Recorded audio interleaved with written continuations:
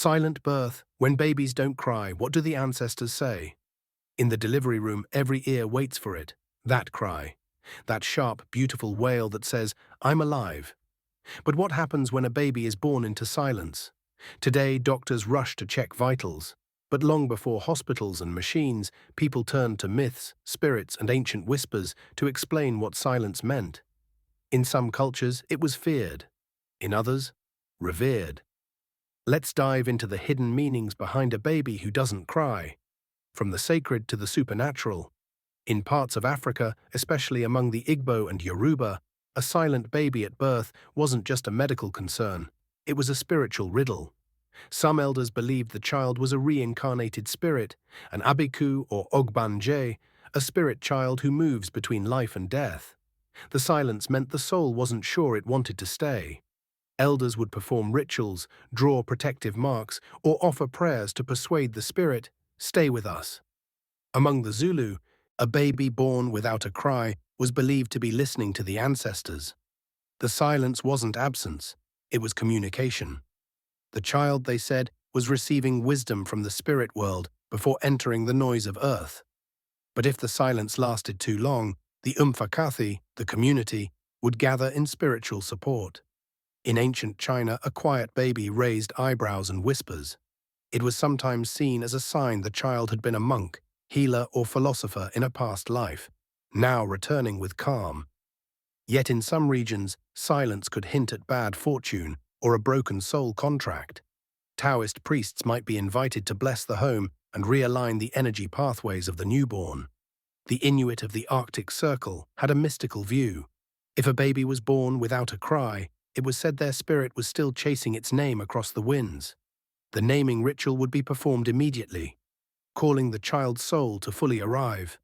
Only then would the baby often release a cry, completing the journey from spirit to human. In India, particularly in rural and tribal traditions, a silent baby could be seen in two ways. Some believed the child had an old soul, a being too wise to cry. But others worried that evil spirits or past karmic debts had followed the child into birth. Elders would ring bells, light incense, and chant mantras to cut any spiritual ties that held the baby back. Among Native American tribes, such as the Cherokee, silence at birth wasn't feared, but listened to. They believed a child might be carrying messages from the spirit realm or was in deep connection with an ancestor. A sacred feather was sometimes waved near the baby's face to stir the soul gently into this world. In European medieval lore, a baby born without a cry was often thought to be a changeling, a child swapped by fairies. If the child later cried like any other, the suspicion would fade.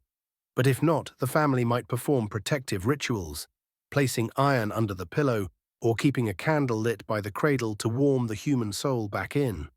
In some Middle Eastern traditions, a silent baby was seen as a blessing or omen, depending on context. Some families believed a baby who didn't cry had been touched by angels, born in divine peace. Others feared that jealous spirits might have followed the mother from the marketplace or family disputes, sealing the baby's lips.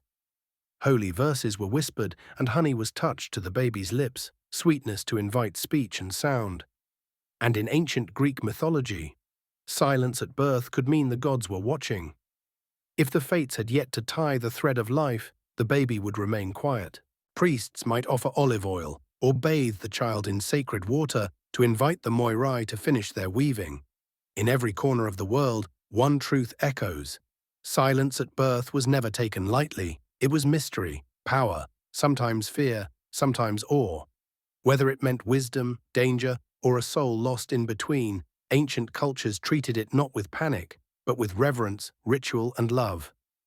Because in those sacred moments after birth, when a child has not yet spoken, not yet cried, the world listens harder. Some hear warning, others hear wonder, but always they prepare, not just to heal the body, but to cool the soul. So if the cry is life's first song, silence is its pause, the breath before the note, the space where spirit still lingers.